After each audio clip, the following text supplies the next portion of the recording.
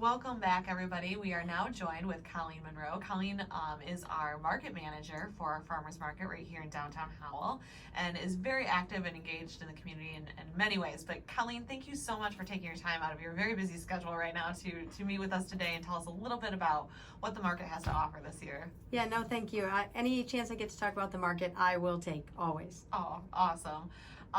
So before we start talking about the market, I would love for you to share just a little bit about yourself with our listeners, so they know a little bit about who you are and who to expect to see down at the market and around town and everywhere, really.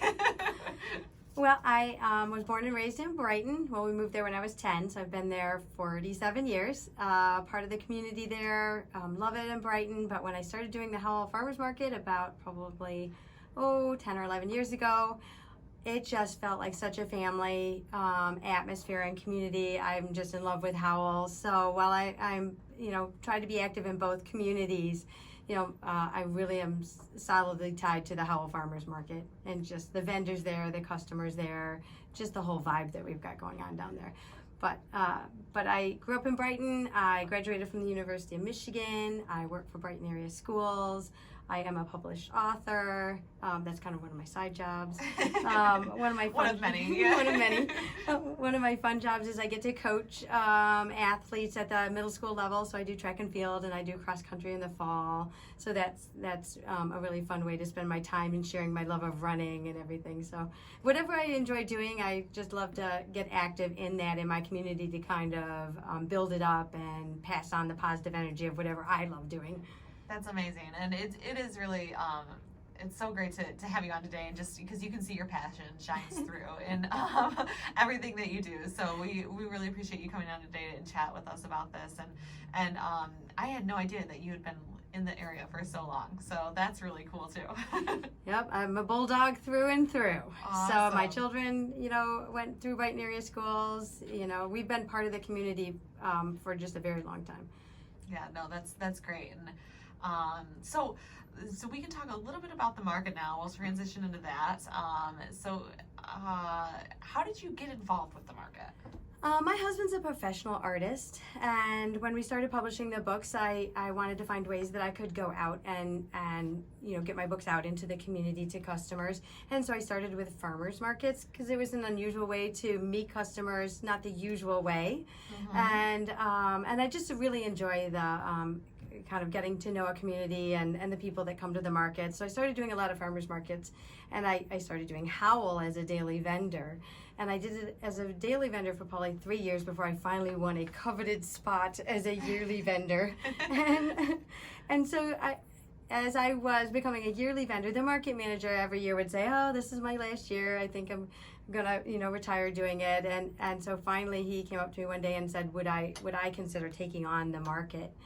Because he saw how much I just loved the market, and I had no idea how to run a market, but I had been part of running art shows, so I was more than happy to take on the Howell Farmers Market and be part of it. We are so happy to have you. I know that for me personally, I absolutely also love the market. It's one of the coolest things that I think that the Chamber does as far as really getting involved and engaged in the community. It shows a lot of support for our local growers, farmers, makers, which I think is just phenomenal.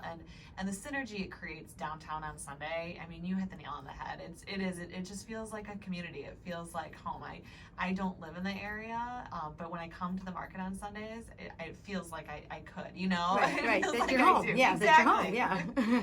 So, awesome. So, what can people expect when they go to the market? If somebody's never been in the market, and then how does it kind of run seasonally? Because I know that it starts early and Right. all of those things. It starts early, and I try really hard to involve as many growers as I can early in the season. A lot of my big farmers aren't ready to come in yet because they just their crops aren't in. So, but I have a lot of farmers that do plants, that do some early crops, that have hoop houses, and they've been growing some things. So I really pride myself on how many farmers we have that'll come early.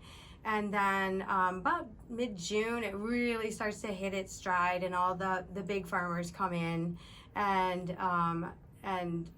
people from just all over, a lot of different things that are ready to come to market in mid-June. And they pretty well stay strong until we finish up in October. They stay strong with just moving through their crops, from their early crops to their winter crops, the squash and everything by the end. So about mid-June, when we get our farmers, we keep them right until the end. And that's what I really like about the Howell market, is that when people come to the market, they're buying from somebody who grew it within a 20-mile radius. They're talking to the guy who rode the tractor and put it in the ground and then went back out and picked it. Same with the honey vendors. Those are the people with the hives. And when you meet our crafters, we don't have a ton of crafters because I really focus a lot. The spotlight's on the farmers all the time, on the farmers. But when you're buying from a crafter or a baker or something, you're buying from somebody who made that with their own hands. So I really work hard on making sure that integrity is there with the market. That when somebody comes, they're talking to the person who did it. And that's probably the most important thing to me about the market, is that.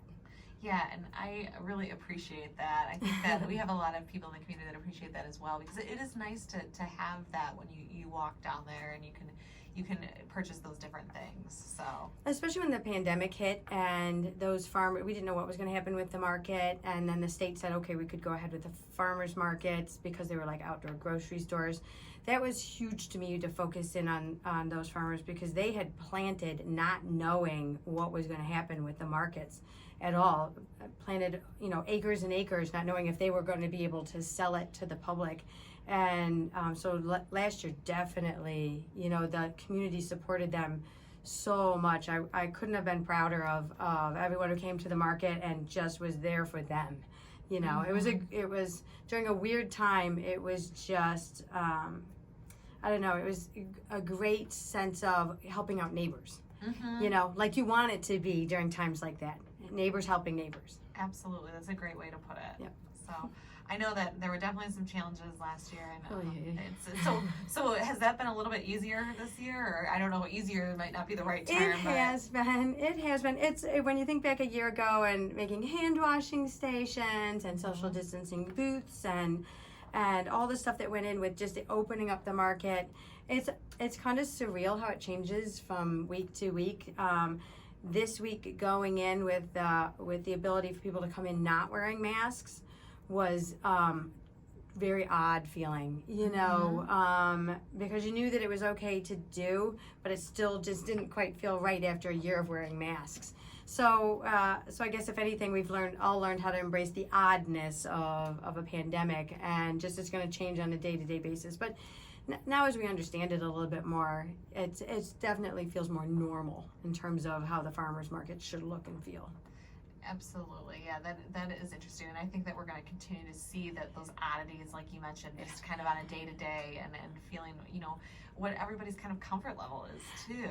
It's an odd feeling to then, like I said, to look around. And last year, I couldn't ask people to wear masks; just hoped that they would come wearing them. And now to have everyone not wearing, it was just weird. Yeah. It was a little weird. Well, and from the perspective of the chamber and our market, we want to make sure that we're providing as safe as possible of an environment for the community to enjoy. Like everybody in the community to enjoy. Yep, absolutely. So when does the market typically start and end? Just every Sunday, and then again within the season? We start every year. We start the first Sunday in May, and we end the last Sunday in October. And I know this year we've added on a Sunday because we usually only go 26 Sundays, but Halloween, cannot miss having Halloween on a market day. So we have 27 Sundays this year because of Halloween. Bonus Sunday. Yep, we'll end on Halloween, which a lot of my vendors were like super excited about because I guess they dress up and everything. I think it's going to be so it's great. It's going to be fun. I'm excited. It's going to be fun. And we're always 9 to 2. And this year we've had to adjust. I think every year since I've been in the market, we've had to adjust a little bit. So this year's adjustment is, instead of being on State Street and Court Street down behind the courthouse, we are State Street and, Clinton. State Street and Clinton heading towards Michigan. Yeah. So just because of all that construction that's along Clinton from National all the way to State Street. So, but we took it all in stride, and everyone just picked up their booths and moved, and actually I really like the feel of it. I could see myself asking the city, can we just take over that piece next year? I'm laughing because I was thinking the same thing, and I feel like as we've kind of adjusted and navigated some of these challenges, that always ends up being the case. Yes. It's kind of like, oh, I don't know about this, and then you do it and put it in place, and you're like, wow, this is really nice, because as you're coming in, off Michigan Avenue, you can see the market. There's visibility from Clinton and Grand River, which is really nice. It creates a really good synergy. But that happened a few years ago when we moved down to the parking lot of the court of the annex building. We're like, oh, there's elbow room down here. We really like it, So every year is just different. So we'll wait and see what next year looks like. But this year we're in. Everyone's fitting. It's just a real positive energy down there. Yeah, no, that's great. So.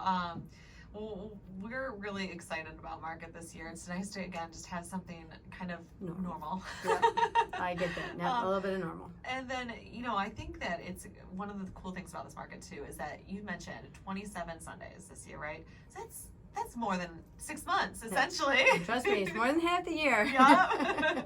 Every day when I get in the car with my daughter, who's my assistant market manager, I turned to her this last Sunday, I'm like, 3, as we count them down from 27, we're at 3. Yeah. So, but they go by really quick. Once the the summer gets up and rolling, it just zooms right by. And it is really beautiful to be out there on a Sunday. So we have this brand new State Street, thanks to the city that made those improvements. I mean, it's a beautiful street to be on. So. It is. At first, I hard to get used to it, but boy, it's really nice having the electricity from my vendor. It's allowed me to have a few more food vendors down there that I didn't have before.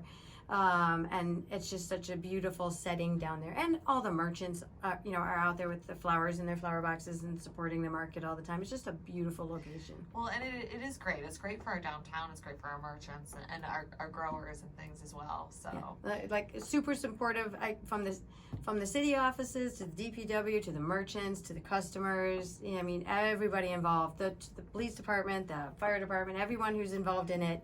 The market always comes first for them, in terms of how can we make it better, how can we make it run.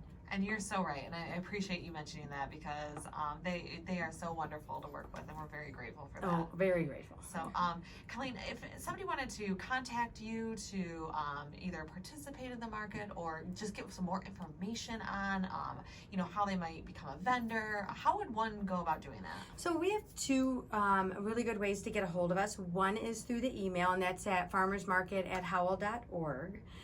Is a good way to do it. And then the second way is we have a fairly active Facebook page, which is a good way to message through the Facebook page, and that's Howell Sunday Farmers Market. And you'll have to look. I think there's a renegade one out there, but the most current one, we post on it quite often, pictures of the market and what's going on at the market. So that's also a good way to get a hold of us. Yes, no, I'm glad you mentioned that as well, because there's great content on that page. So, yes, you'll want to check that out. Well, Colleen, thank you so much for joining us today. Thank you so much to you and your daughter for helping out at the market. Thank you for the support and for allowing me to be part of it. Yes, all right. Well, we hope to see you guys at the market this season. Thanks for tuning in.